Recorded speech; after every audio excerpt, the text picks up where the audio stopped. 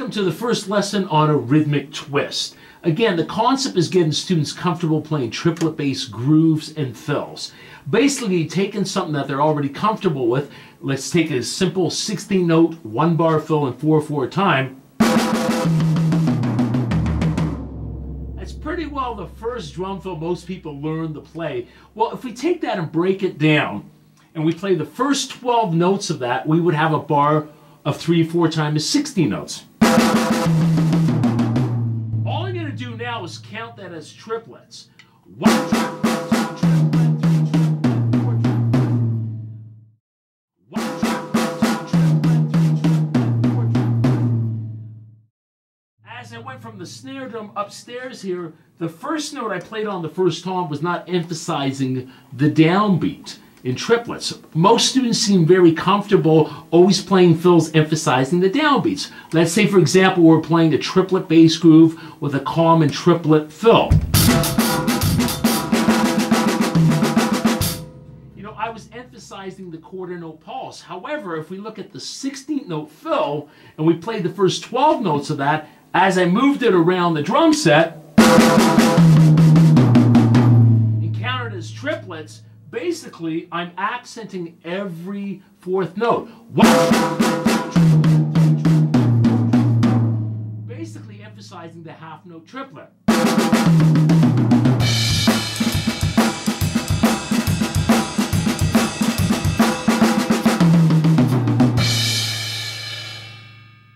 All of a sudden, the students are now playing off of the downbeat. So one bar of 16 notes, we basically have 4 variations. We have 1 eana, 2 eana, 3 eana. We have 2 eana, 3 eana, 4 eana. We have 3 eana, 4 eana, 1 eana. And we have 4 eana, 1 eana, 2 eana. So I have 4 different rhythmic positions, I call it. So in the first chapter of the book, I've taken popular 16-note fills, just alternate sticking, and applied them around the drum set and then transfer them into triplets. So again, I've taken fills that I've used for many, many years in different group settings. Let's take a look at one example here. Here's the basic pattern.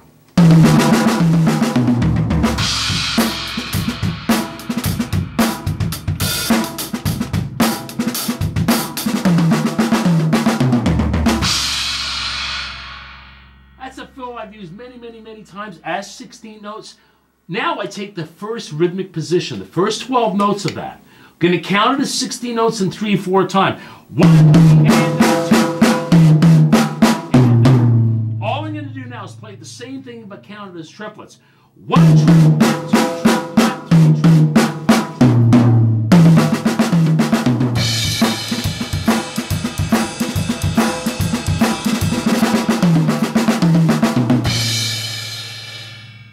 I've improvised, I've added my hi-hat on 2 and 4. Let's go to the second position. As 16 notes,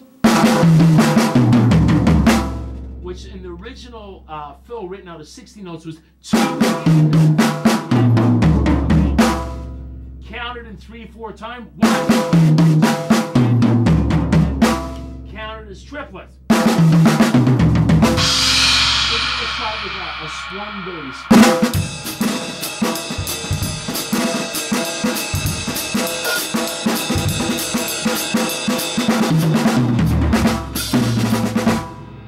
Let's go to the third position of it.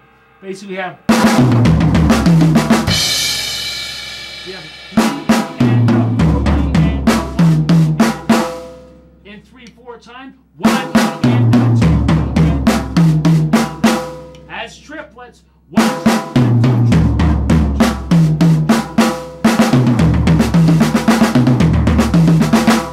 A different foot ostinato. Let's say I played a shuffle on the bass drum.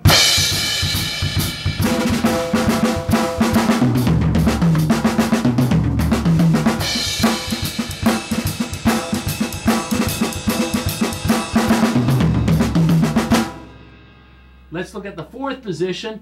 4 counted in 3/4 time. 1 as triplets. 1 triplet, 2 triplet. Okay, let's add a foot ostinato to it.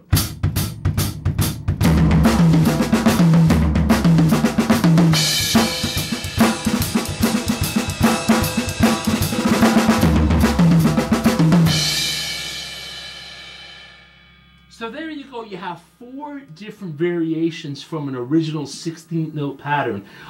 You'll notice in the book I left out a lot of the accents because I find everyone will feel the different accent placements as they experiment with the grooves at different tempos. In the next lesson, we're going to look how we actually take some of the hand and foot combinations. We'll introduce a bass drum and include and pair those, not only create actual fills, but also grooves. Again, and a lot of the common triplet bass styles, reggae, Afro-Cuban bembe, which originally noted as 6/8 time, but in my book I wrote them as triplets, halftime shuffle, some jazz concepts, some hip hop concepts. So I'll catch you in the next lesson.